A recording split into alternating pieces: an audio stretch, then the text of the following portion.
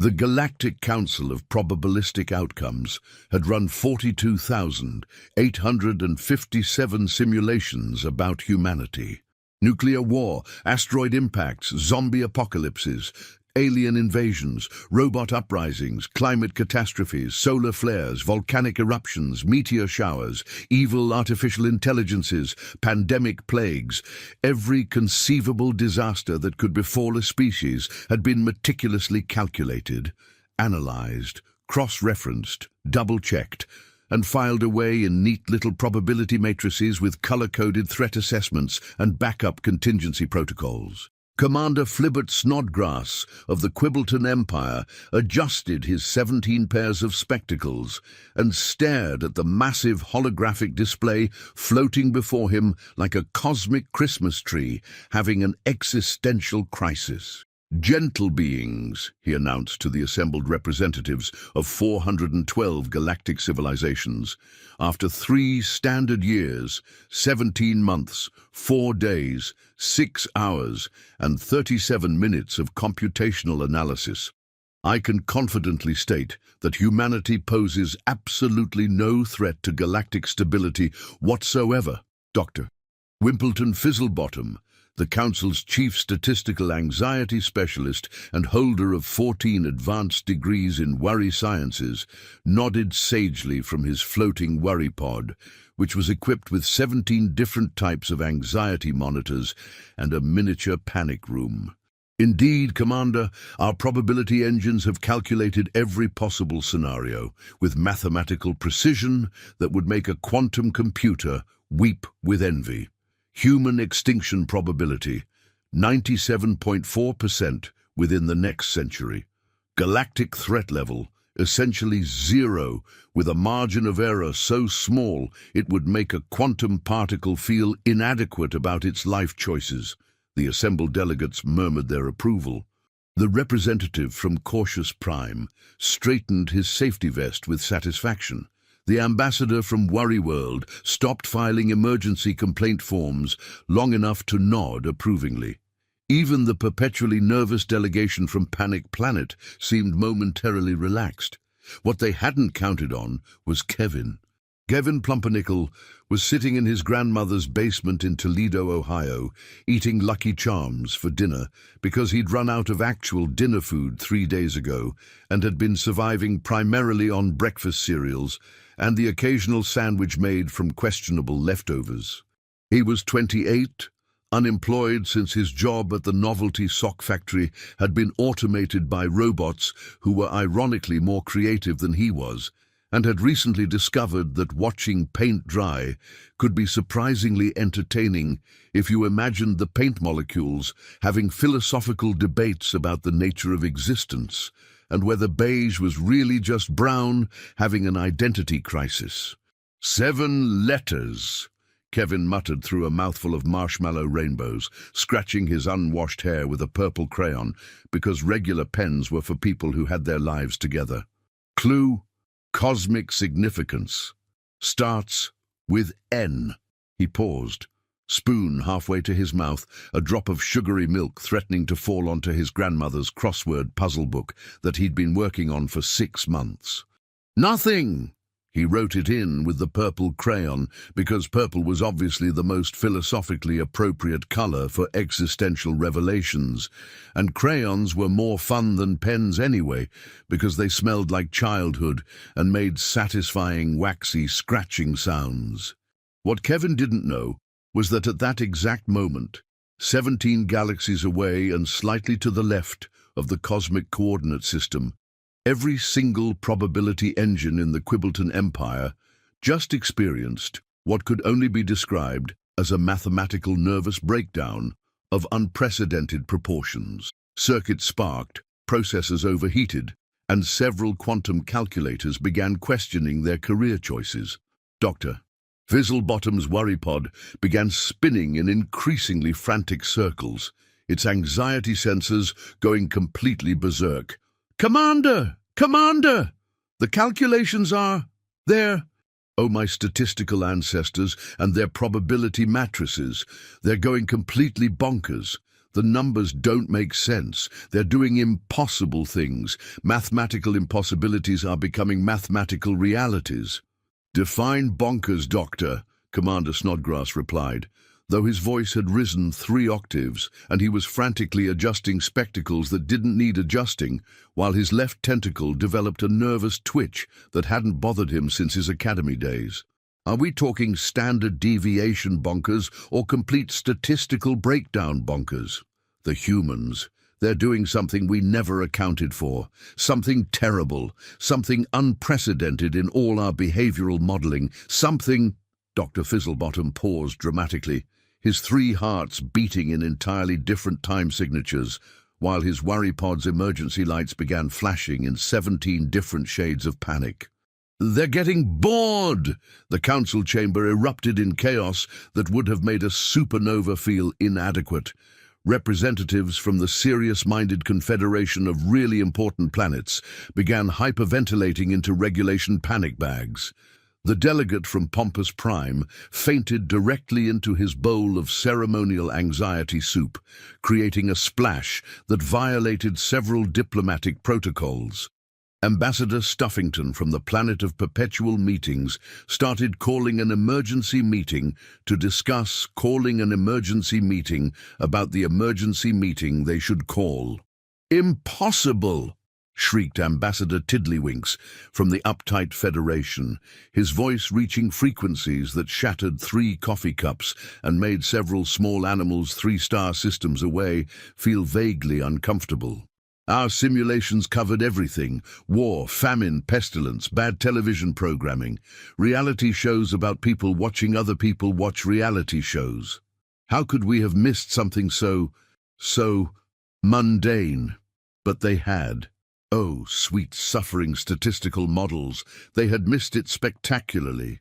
In all their careful calculations about human warfare, human disease, human natural disasters, and human tendency to argue about whether hot dogs were sandwiches, they had somehow overlooked the most fundamental aspect of human nature: their ability to be magnificently, creatively, dangerously bored. Kevin, blissfully unaware that he had just caused the greatest statistical crisis in galactic history and would probably be getting a very strongly worded letter from the Department of Cosmic Probability if they knew how to find him, finished his cereal and decided to build a sculpture out of lint he'd found under the couch. Not because he was an artist, mind you, or because he had any particular talent for sculpture, or because lint was a traditional artistic medium, but because Tuesday was particularly boring, and lint sculptures seemed like a perfectly reasonable way to pass time when you had absolutely nothing better to do, and the universe was vast and mysterious and full of possibilities. Within hours, 17 other humans across the globe had the same idea.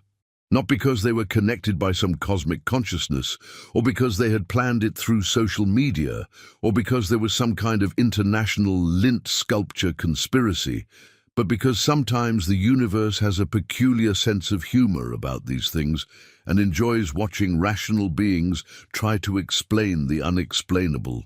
Doctor. Fizzlebottom was now rotating so fast in his worry pod that he was generating his own gravitational field and had accidentally attracted 3 paperclips, a stapler, and Wimbledon flustermonkey's lunch. Commander, the probability matrices are reporting humans engaged in creative procrastination on a scale that defies all known laws of behavioral prediction. They're making things, artistic things, for no logical reason. The computers can't process it. Some of them have started smoking. Others have given up and are displaying error messages in 17 different languages. Sweet suffering supernovas and their gravitationally collapsed children, Commander Snodgrass whispered, removing all 17 pairs of spectacles in shock, because this was clearly 17 pairs of spectacles removal kind of emergency. They're doing things for no logical reason whatsoever, no survival benefit, no reproductive advantage, no resource acquisition, just because. Meanwhile, back on Earth in the basement that was about to become the epicenter of galactic chaos, Kevin had finished his lint sculpture, which looked remarkably like either an abstract representation of existential dread or a very confused hedgehog, depending on your perspective and philosophical outlook. But Kevin decided it needed more than just physical existence. It needed a backstory, a mythology, a complete narrative universe. So he wrote a 47-page epic poem about the adventures of Lord Dustbunny the Magnificent, a heroic piece of lint who saved the universe from aggressive vacuum cleaners, evil dust mites, and the dreaded carpet-cleaning brigade of doom. He posted it on 17 different websites, not because he thought anyone would read it, or because he was seeking fame and fortune, but because clicking publish made a satisfying little electronic sound that pleased him in ways he couldn't quite explain. The probability engines began smoking. Actual smoke, the kind that required fire extinguishers and evacuation protocols. Sir, Dr. Fizzlebottom's assistant, a nervous creature named Wimbledon Flustermonkey, who had 7 degrees in advanced worrying and a minor in panic management, burst into the chamber carrying an armload of steaming computer components that looked like they'd been through a mathematical blender. The machines are overheating. They can't process human behavior patterns. Our most advanced behavioral prediction algorithms are displaying error messages that roughly translate to "what the galactic hell is happening." Apparently, some human named Kevin just invented a new form of interpretive dance based on the mating rituals of extinct refrigerators. He did what? Commander Snodgrass's voice cracked like a teenager asking someone to prom while simultaneously going through puberty and having an existential crisis about the nature of social interaction. Extinct refrigerators don't have mating rituals. They're appliances. They're not even alive. They never were alive. And it gets worse, sir. Much, much worse. Wimbledon consulted his panic-inducing clipboard, which was now glowing with alarm symbols. 37 other humans saw his video and decided to create their own appliance-based performance art. The ripple effects are... Wimbledon paused, his voice trembling with statistical terror. Unprecedented.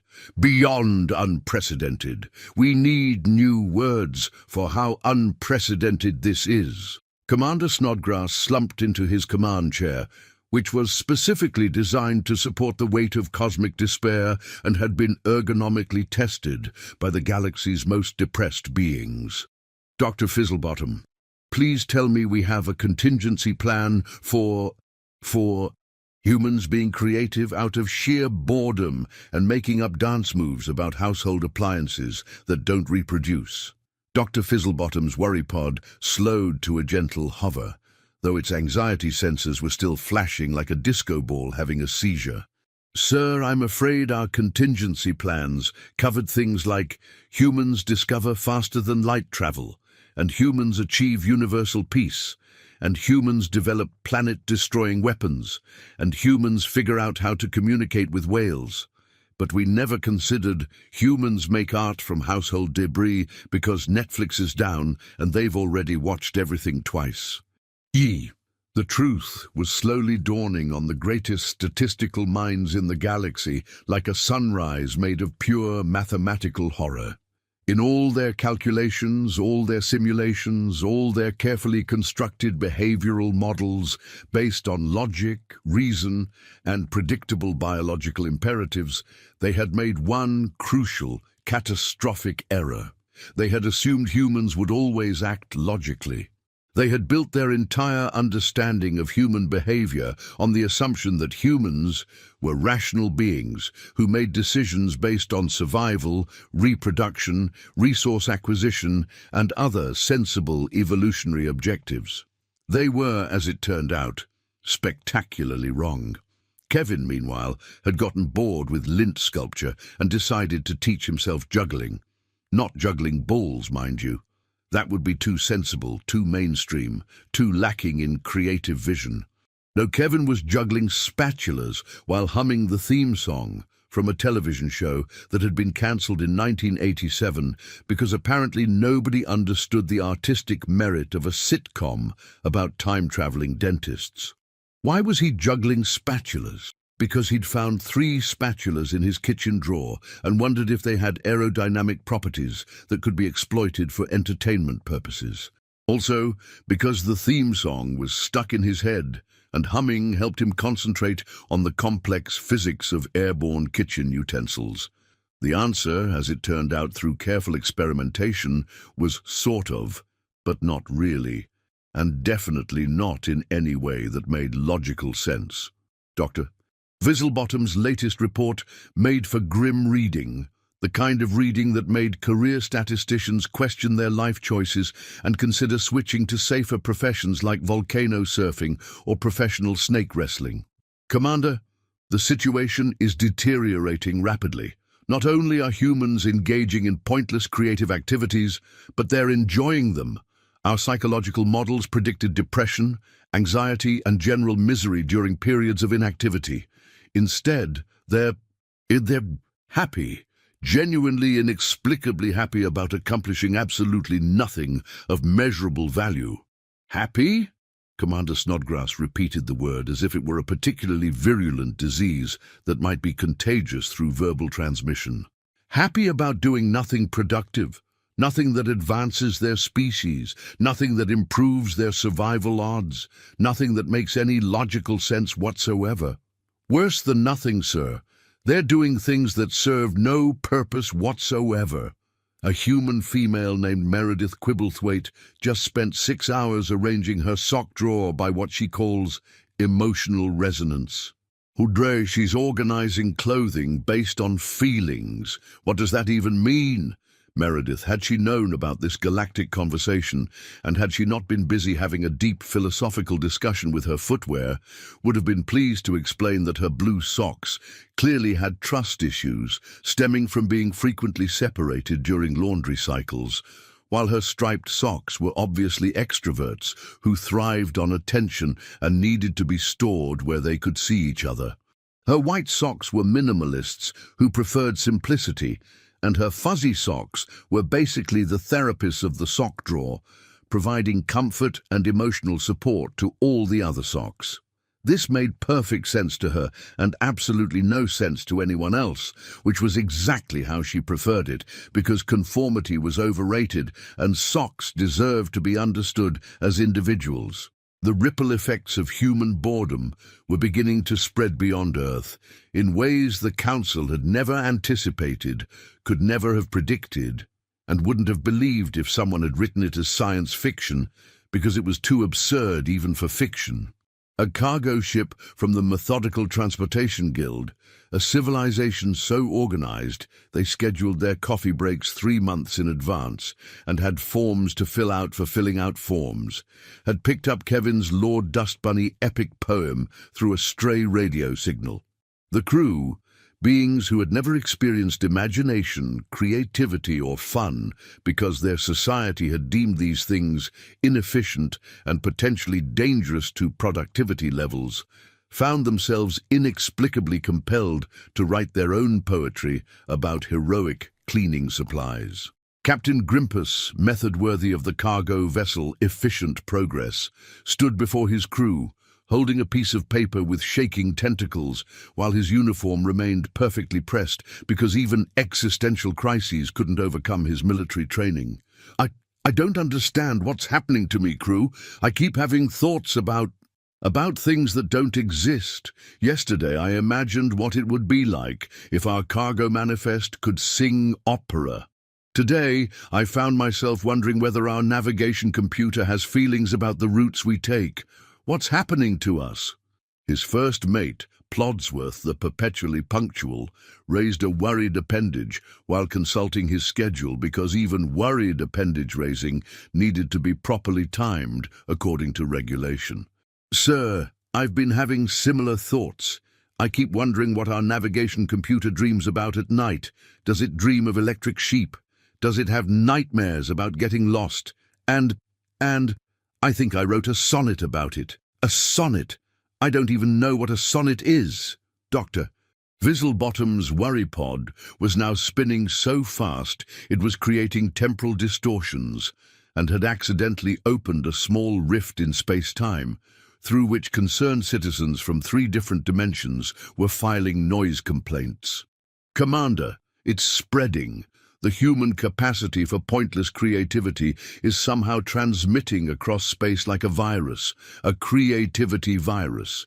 We've received reports of spontaneous art projects breaking out on 17 different planets. Beings are abandoning their productive logical activities to make things that serve no purpose. On Sirius Prime, the home of the most boring beings in the galaxy, citizens who had spent their entire lives dedicated to the noble pursuit of doing absolutely nothing interesting were suddenly abandoning their daily routine of staring at grey walls in silence to instead stare at grey walls while humming little melodies they were making up on the spot. The government had declared a state of emergency and formed a committee to study the alarming outbreak of spontaneous musical creativity. On Logical 7, the population had collectively decided that mathematics would be more fun if numbers had personalities. 2. They determined through careful democratic process was obviously a troublemaker who caused problems wherever it went. 7 was clearly the responsible older sibling who tried to keep everyone in line. 3 was the creative artist type, always appearing in patterns and designs. 5 was the practical middle manager, solid and dependable, but not very exciting. This mathematical anthropomorphization had improved productivity by 43% because suddenly math homework felt like writing character-driven stories. On Efficient 8, a planet where every action was optimized for maximum productivity and citizens scheduled their bathroom breaks according to algorithmic efficiency charts, people were starting to take unnecessary walks just to see what would happen. The results were catastrophic to their carefully planned society, but surprisingly pleasant for the individuals involved. Commander Snodgrass stood up abruptly, knocking over his ceremonial cup of Galactic Standard Worry Brew, which was specially formulated to enhance anxiety levels and had been a diplomatic gift from the Nervous Nebula Trading Company. Gentle beings, this is clearly an emergency of unprecedented proportions. I hereby declare a cosmic alert level completely bonkers. We must take immediate action before this creativity spreads to civilized parts of the galaxy. What do you propose, Commander? Asked Ambassador Stuffington from the planet of perpetual meetings, who was already mentally scheduling 17 different committees to address the crisis because forming committees was their solution to everything and had worked well for problems like how to form better committees and should we have more meetings about our meetings. We do what any rational civilization would do when faced with an incomprehensible threat, Commander Snodgrass declared, straightening his uniform and putting back on his 17 pairs of spectacles one by one in order of optical prescription strength. We form a committee to study the problem, a big committee with subcommittees and task forces and focus groups, and a study group to study the results of the focus groups. Brilliant! Exclaimed the council in unison, because forming committees was something they understood and did very well, and had been their go-to solution for everything from what should we have for lunch to how do we prevent the heat death of the universe. Dr. Fizzlebottom's assistant Wimbledon came scurrying back into the chamber, his clipboard now smoking and displaying warning messages in languages that hadn't been invented yet. Urgent update, sir. The human named Kevin has just invented something called philosophical pancake flipping.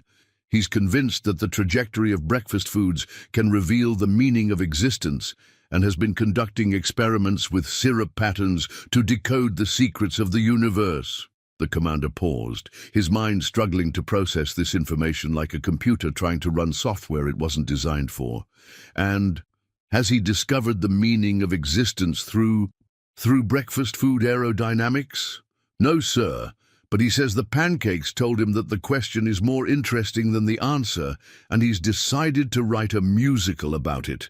A full-length musical, with songs and dance numbers about pancakes achieving enlightenment.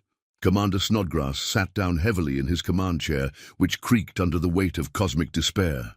In 47 years of military service across 12 different galaxies, he had faced down black holes that were having bad days, navigated asteroid fields during meteor showers, successfully negotiated peace treaties with sentient gas clouds who spoke only in mathematical equations, and once talked a supernova out of exploding prematurely. But humans getting bored was proving to be his greatest challenge yet, possibly because it was the first problem he'd encountered that didn't have a logical solution or even a logical explanation. Kevin, oblivious to the chaos he was causing and the committees being formed in his honor, had indeed moved on from pancake philosophy to something even more alarming. He had started a blog called "Things I Do When I'm Bored That Make No Sense, But Are Fun Anyway." His first entry was a detailed analysis of why purple was probably jealous of orange, illustrated with crayon drawings that looked like the fever dreams of a geometry textbook having an identity crisis. His second entry was a step-by-step guide to having meaningful conversations with houseplants, complete with tips on plant body language and appropriate topics for botanical discussion. Within 24 hours, the blog had 300,000 followers from 17 different planets. What? Dr. Fizzlebottom's scream could be heard across 17 solar systems and caused several small comets to change direction out of concern. How is that possible? Who wants to read about nonsense? Who has time for that? Who finds that entertaining? The answer, as it turned out, was everybody, absolutely everybody. Beings across the galaxy were abandoning their productive logical activities to read Kevin's thoughts on why purple might have self-esteem issues and whether houseplants preferred classical music or jazz. The efficiency-minded citizens of Productive Planet had abandoned their daily schedules of optimal resource allocation to engage in heated debates about whether Kevin's theory about purple and orange had scientific merit. They had formed discussion groups, created presentation charts, and scheduled meetings to analyze the philosophical implications of color-based emotions. Productivity was down 37%, but citizen satisfaction surveys indicated unprecedented levels of workplace happiness. The ultra-logical beings of Rational Realm had formed discussion groups about the philosophical implications of bored humans and had started conducting their own experiments in creative procrastination. Their latest scientific paper was titled "An Analysis of the Emotional Resonance of Sock Organization, a Multidisciplinary Approach to Textile-Based Psychology." Even the eternally serious senators of Solemn 7 had started giggling during their legislative sessions, which had caused a constitutional crisis because their laws specifically forbade any expression of joy or amusement during official government proceedings. Giggling. Senators, during official legislative proceedings, the very foundations of galactic civilization were crumbling like a cookie in cosmic milk. Commander Snodgrass called an emergency session of the committee to study the problem, which had grown to include representatives from 47 different planets, each bringing their own theories about how to contain what was now being called the Great Human Boredom Crisis of Tuesday afternoon.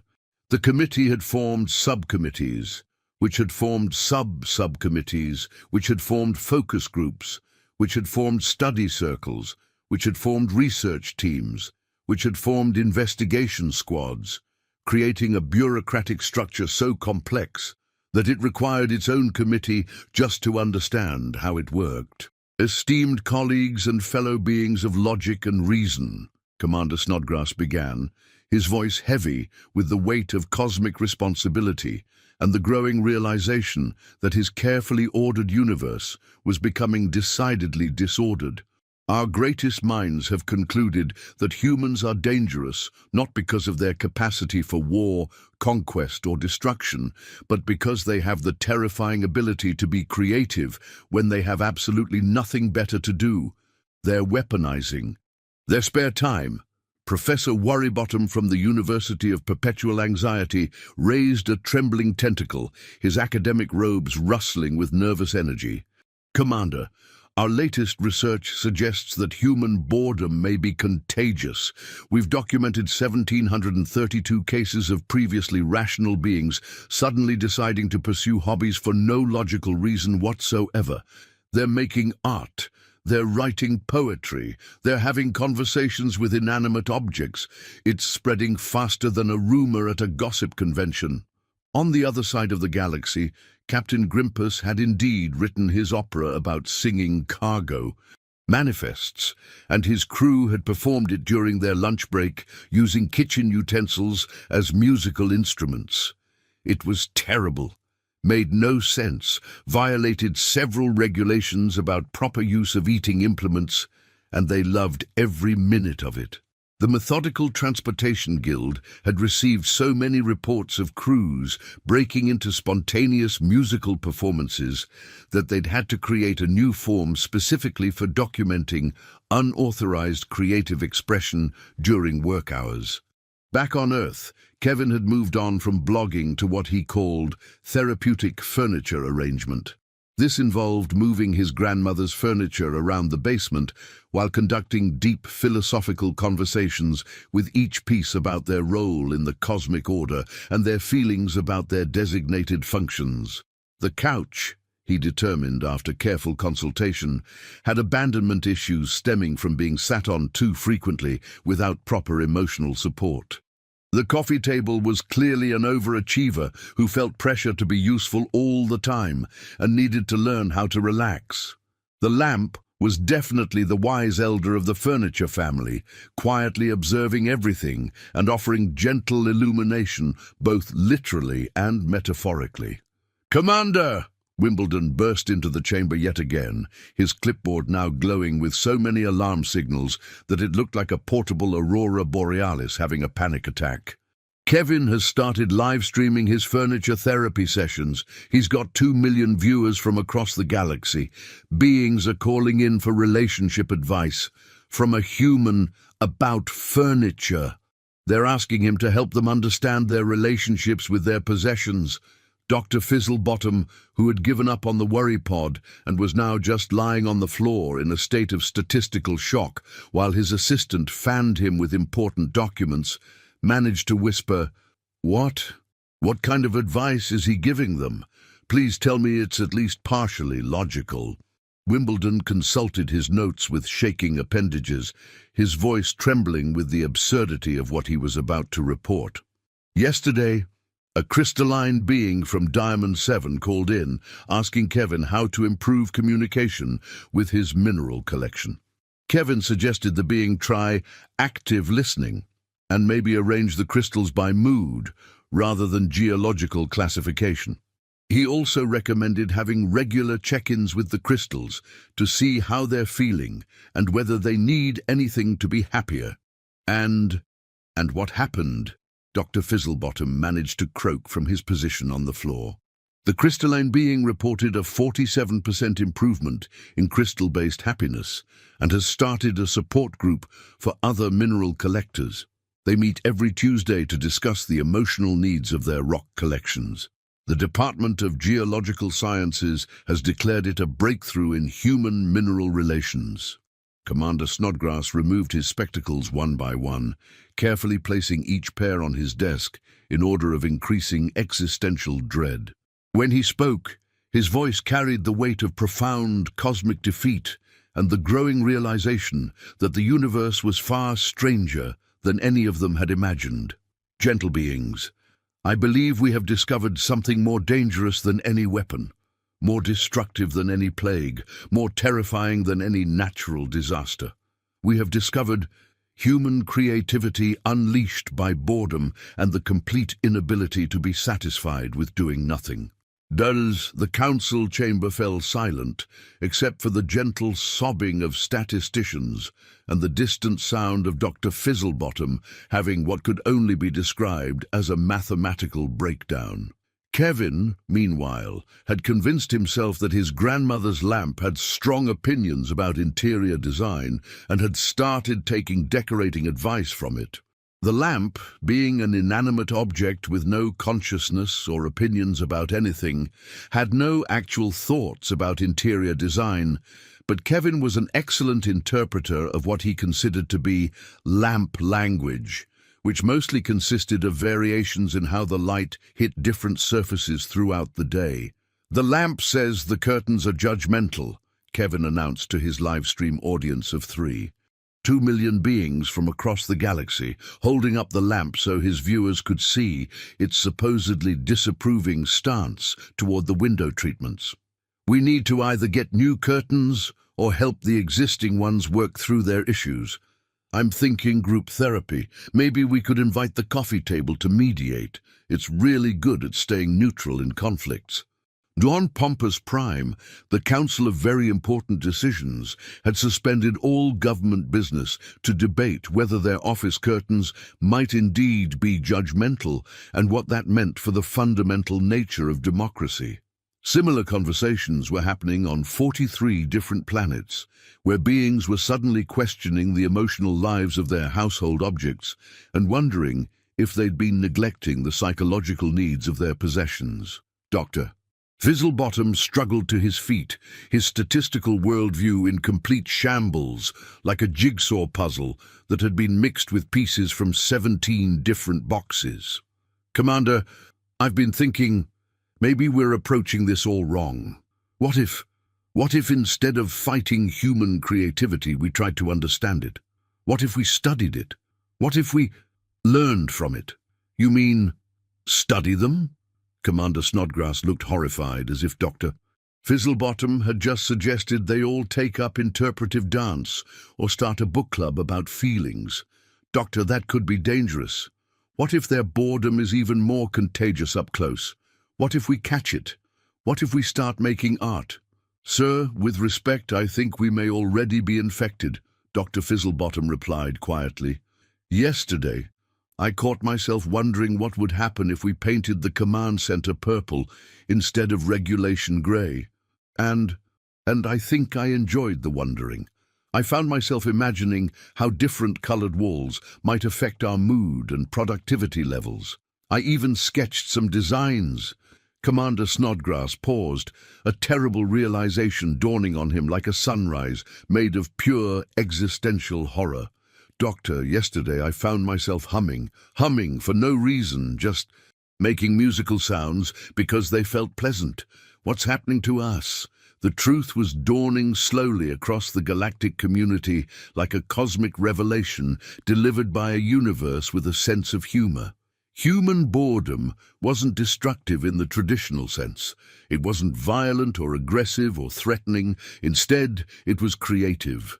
And creativity, as it turned out, was absolutely terrifying to civilizations built on predictability, routine, logical behavior, and the comfortable certainty that everything should have a practical purpose. Kevin had moved on from furniture therapy to what he called interpretive dishwashing. This involved washing dishes while telling elaborate stories about each plate's imaginary adventures and secret dreams. Today's episode featured a dinner plate named Gerald, who had always dreamed of being a frisbee, but was too responsible to abandon his duties in the kitchen, and a soup bowl named Beatrice, who was convinced she was destined for greater things than containing liquid food. "Gerald represents all of us," Kevin explained earnestly to his now 4 million viewers while scrubbing enthusiastically and occasionally holding up dishes to illustrate his points. "We all have dreams, aspirations, secret desires to be something more than what we are. But sometimes we're too practical, too responsible, too afraid to pursue them. Gerald teaches us that it's okay to be both reliable and have secret aspirations. Maybe Gerald can be a dinner plate during the week and a frisbee on weekends." On Practical Prime, the planet dedicated to sensible behavior and reasonable decisions, citizens had started naming their household objects and creating elaborate backstories for them. The government had called an emergency session to address what they termed the Great Anthropomorphization Crisis, because suddenly everyone was treating their possessions like they had feelings and personalities. Productivity reports indicated that while actual work was getting done more slowly, worker satisfaction had increased by 73% because people were enjoying their tasks more. Commander Snodgrass stood before the largest gathering in council history, representatives from every known civilization having come to address what was now being called the human problem, though the irony that humans weren't actually doing anything problematic was lost on absolutely no one, except possibly the beings from Oblivious Prime, who were still trying to figure out what everyone was so worried about.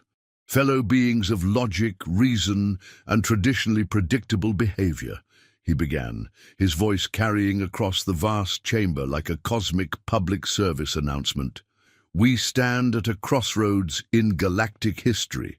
We can continue to fight the influence of human creativity, forming more committees, creating more studies, developing more strategies to contain the uncontainable, or...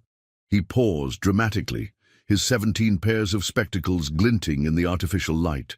We can consider the unthinkable. Which is, shouted the representative from Impatient Planet, who had been scheduled to leave for another meeting 17 minutes ago and was getting increasingly agitated about the delay. We could ask them how they do it. We could learn from them. We could embrace the chaos. The chamber erupted in chaos that made previous chaos look like organized order. The delegate from Logical 7 fainted and fell into the delegation from Nervous Nebula, causing a domino effect of fainting representatives. The representative from Sirius Prime began hyperventilating into a regulation panic bag while simultaneously trying to file a formal complaint about the suggestion. The ambassador from Worry World started having an anxiety attack about having anxiety attacks. Dr. Fizzlebottom, meanwhile, had been doing unauthorized research.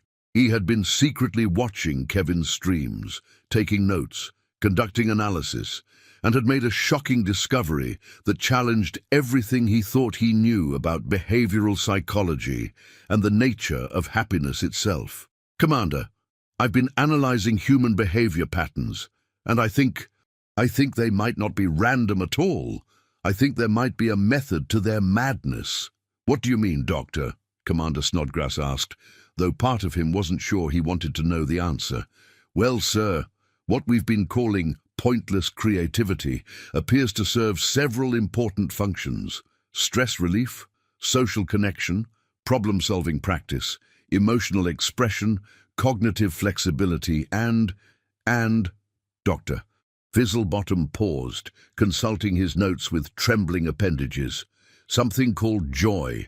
Apparently it's a positive emotional state, achieved through engaging in activities that serve no practical purpose other than personal satisfaction and creative expression. Humans seem to enjoy being creative. They find it fulfilling. It makes them happy. Joy! Commander Snodgrass repeated the word as if it were foreign, which to him and most of the galactic community it essentially was. Positive emotions from doing things that don't matter. How is that possible? How is that sustainable? How does that contribute to survival and reproduction?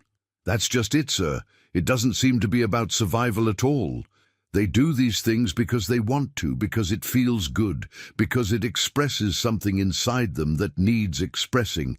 It's beautiful, sir. And terrifying. But mostly beautiful.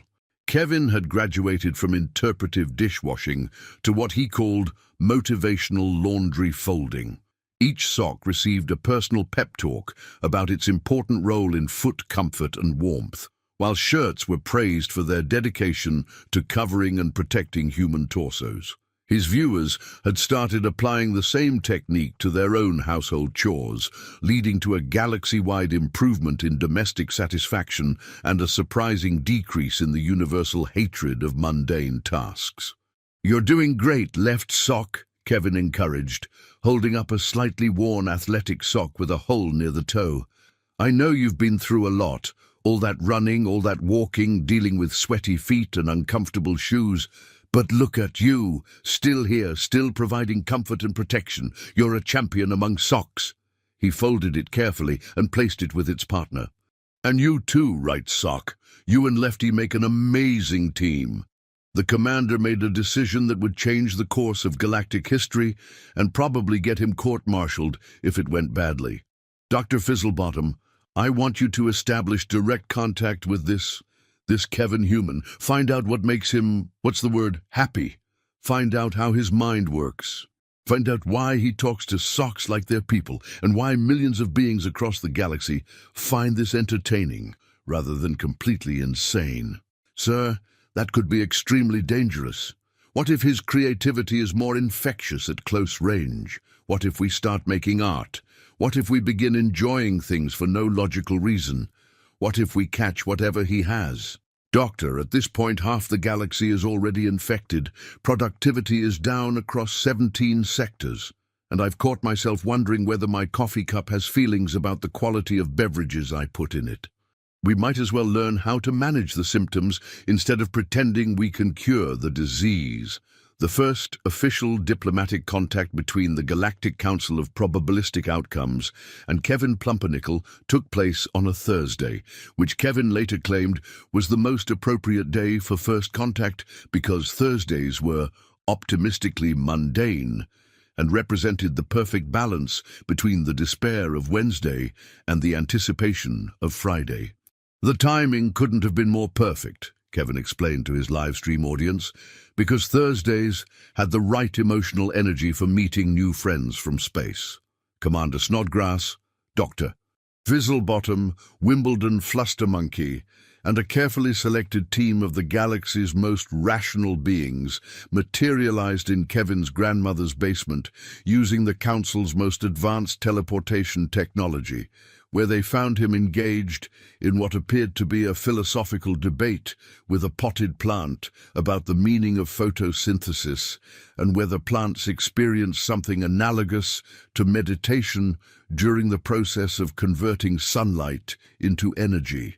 "Oh, hi there," Kevin said cheerfully, not seeming particularly surprised by the sudden appearance of several aliens in his living space, which was currently decorated with lint sculptures, crayon drawings of purple being jealous of orange, and a coffee table that was apparently receiving therapy. "Perfect timing, mister." Farnsworth here was just explaining his theory about photosynthesis being a form of meditation, and how leaves might be the plant equivalent of prayer hands reaching toward enlightenment. "You guys want some cereal?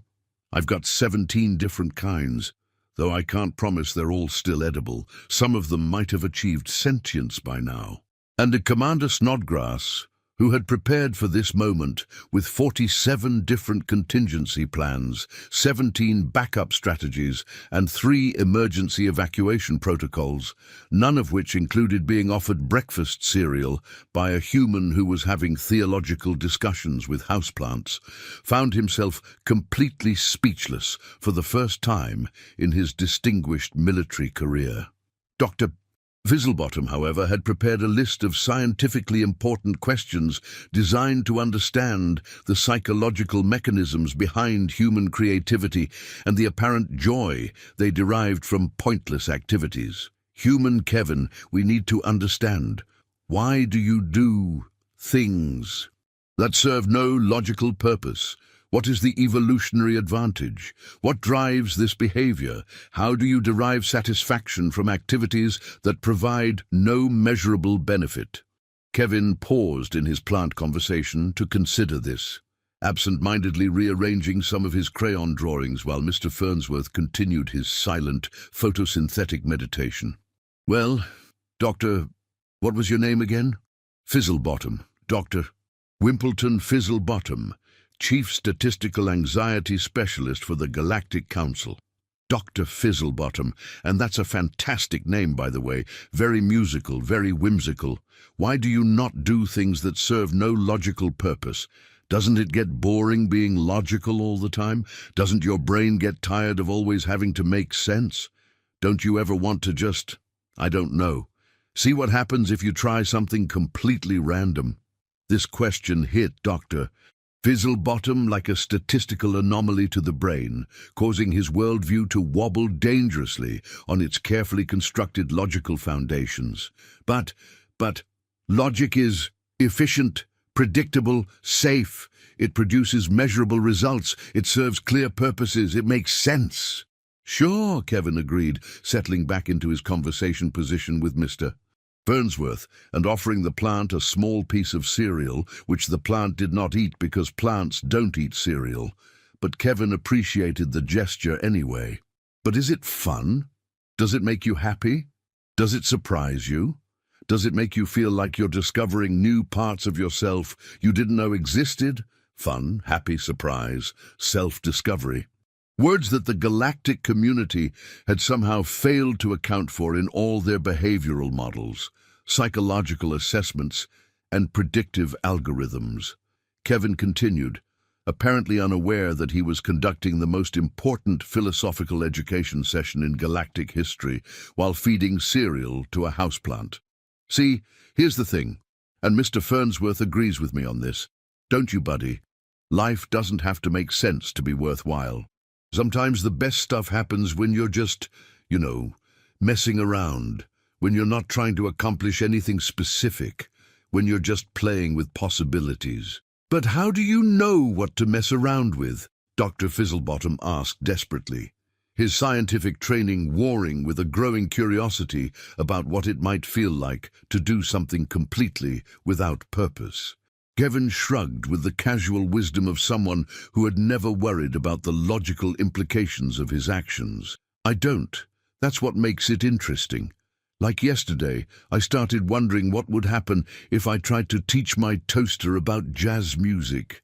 Turns out toasters are terrible listeners, but excellent at keeping rhythm when you tap on them with a spoon. Who knew? Now I'm thinking about starting a kitchen appliance band. Commander Snodgrass finally found his voice, though it came out approximately 3 octaves higher than usual. Human Kevin, your activities have caused significant disruption across galactic civilization. Beings everywhere are abandoning their duties to pursue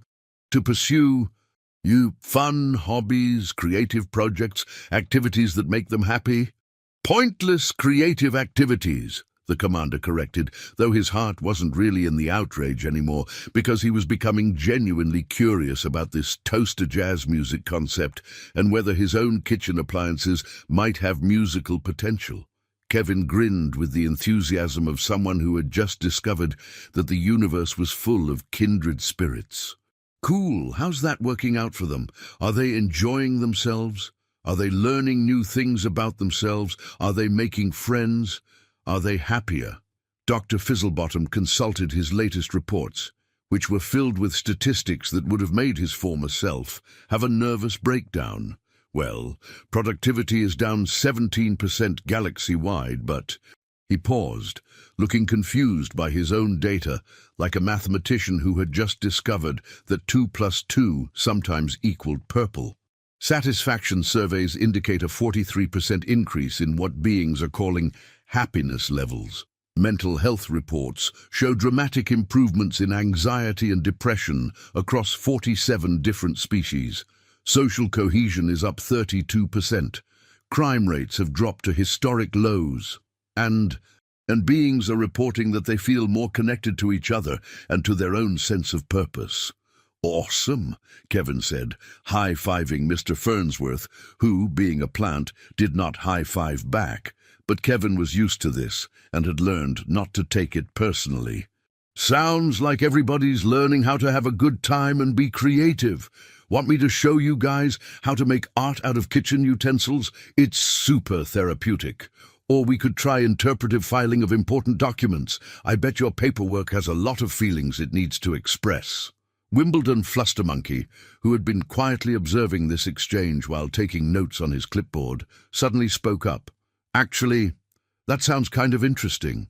I've been carrying this clipboard for 17 years, and I've never once considered that it might have opinions about the information it holds.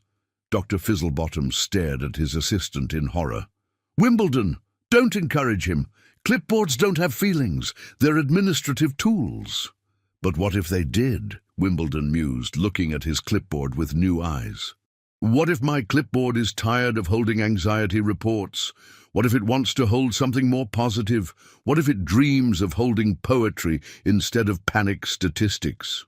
And that's how the Galactic Council of Probabilistic Outcomes learned that sometimes the most important things in life are the ones you can't calculate, predict, or simulate. Sometimes the best solution to a problem is to stop treating it like a problem and start treating it like an adventure. Sometimes the most dangerous thing in the universe is the assumption that everything should make logical sense. Kevin became the galaxy's first official ambassador of creative procrastination, a position that came with no duties, no responsibilities, no logical purpose whatsoever, and a salary paid entirely in different types of breakfast cereal. He was naturally perfect for the job because he approached it with the same enthusiasm he brought to everything else, by making it up as he went along and seeing what happened. Dr. Fizzlebottom established the Department of Illogical but Enjoyable Activities, where beings could go to learn how to waste time productively, explore their creative potential, and discover the joy of doing things for no reason other than personal satisfaction. The department's motto was, "Why not?" and their primary research method was, "Let's try it and see what happens." Commander Snodgrass discovered he had a natural talent for interpretive military maneuvers and started a dance troupe called the Cosmic Commanders, which performed elaborate choreographed routines that told the stories of famous space battles through the medium of synchronized movement. Their first performance, The Interpretive Invasion of Logic Prime, was so popular it had to be broadcast across 17 different star systems. The galaxy, much to everyone's surprise and the relief of statisticians everywhere, didn't collapse from all the creativity and fun. Instead, it became a more interesting place to live, where beings could pursue both logical necessities and illogical pleasures without feeling guilty about either. Productivity found its own balance, as beings discovered that happiness and creativity actually enhance their ability to solve problems and work together effectively. Captain Grimpus, method-worthy of the cargo vessel Efficient Progress, started the galaxy's first traveling musical theater company, specializing in opera about transportation logistics. His ship became famous across 17 sectors for performances that somehow made shipping manifests emotionally compelling and cargo delivery schedules deeply moving. The Methodical Transportation Guild eventually made artistic expression a mandatory part of their training program because it improved both crew morale and navigation accuracy. On Sirius Prime, the government legalized humor and established the Department of Approved Fun Activities, though they insisted on regulating joy with proper permits and scheduling spontaneity according to official guidelines. It was a compromise that satisfied their need for bureaucracy while allowing their citizens to experience happiness in an orderly fashion. The crystalline beings of Diamond 7 developed an entire new field of study called mineral psychology and established the first university dedicated to understanding the emotional needs of rocks. Their research led to breakthrough discoveries in geology, crystal formation, and the surprisingly complex social dynamics of sedimentary layers. Kevin continued doing exactly what he'd always done, whatever seemed interesting at the time, whatever made him happy, whatever sparked his curiosity or satisfied his need to create something that hadn't existed before. The only difference was that now he had an audience of several billion beings across the galaxy who had discovered that being bored wasn't a problem to be solved. It was an opportunity to be creative, to explore possibilities, to find joy in unexpected places. His latest project involved teaching household appliances about literature by reading them classic novels and discussing the philosophical implications of each story. His toaster, he reported to his audience, had developed strong opinions about existentialism and preferred Sartre to Camus, while his coffee maker was more interested in romantic poetry and had requested a complete reading of Shakespeare's sonnets. The Galactic Council of Probabilistic Outcomes changed its name to the Galactic Council of Infinite Possibilities and shifted its focus from predicting and controlling the future to embracing uncertainty and encouraging creative exploration. Their new motto was, "Expect the unexpected and enjoy the journey." Dr. Fizzlebottom published a best-selling book titled The Mathematics of Maybe: How I Learned to Stop Worrying and Love Statistical Uncertainty. It became required reading at universities across 47 different star systems and spawned an entire new field of study called chaos appreciation theory. Kevin's grandmother's basement became a pilgrimage site for beings seeking to understand the mysteries of human creativity. They came from across the galaxy to observe the legendary lint sculptures, study the therapeutic furniture arrangement, and witness firsthand the philosophical conversations between Kevin and Mr. Farnsworth, who had become something of a celebrity in botanical circles despite being completely unaware of his fame. The ripple effects continued to spread in wonderful and unexpected ways. Art colonies sprouted on previously sterile planets. Music festivals celebrating the joy of amateur performance became galactic cultural events. Libraries reported unprecedented demand for books about subjects like creative sock organization and the philosophy of kitchen appliance relationships. Even the most logical civilizations found themselves changed by the experience. The ultra-rational beings of Calculator Prime established the Department of Beneficial Illogic and started offering courses in productive procrastination and strategic silliness. Their research showed that incorporating elements of play and creativity into their highly structured society improved problem-solving ability, enhanced innovation, and made everyone significantly happier. The Worry World Federation transformed from a planet dedicated to anxiety into a center for productive concern management, where beings learned to channel their natural tendency toward worry into creative problem-solving and artistic expression. Their worry-based art became famous throughout the galaxy for its emotional depth and technical innovation. Kevin's influence extended even to technology.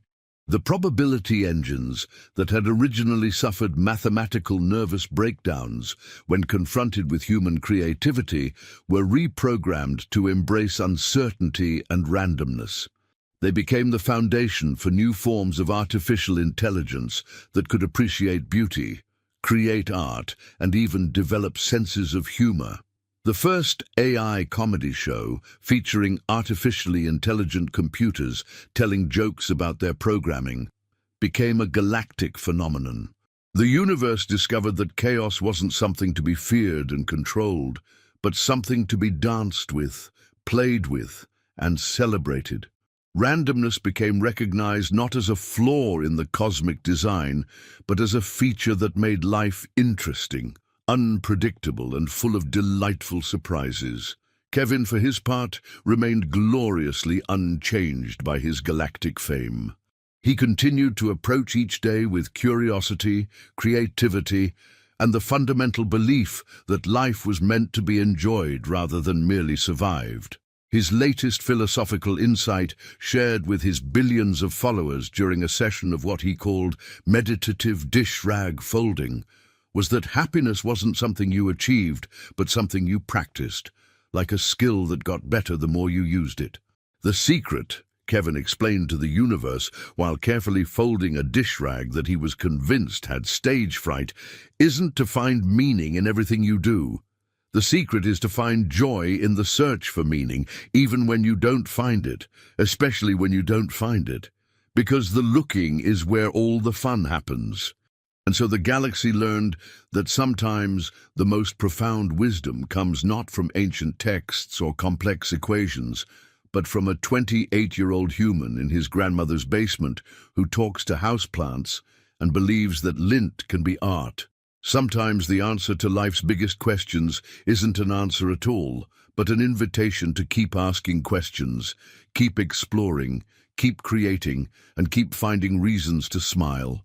The last entry in the official galactic records, written by Kevin himself at the request of the Historical Documentation Committee, states simply, "Today, I taught my calculator how to laugh. Tomorrow, I'm going to see if my alarm clock wants to learn how to sing lullabies. The universe is weird and wonderful and full of possibilities we haven't even imagined yet. What a time to be alive."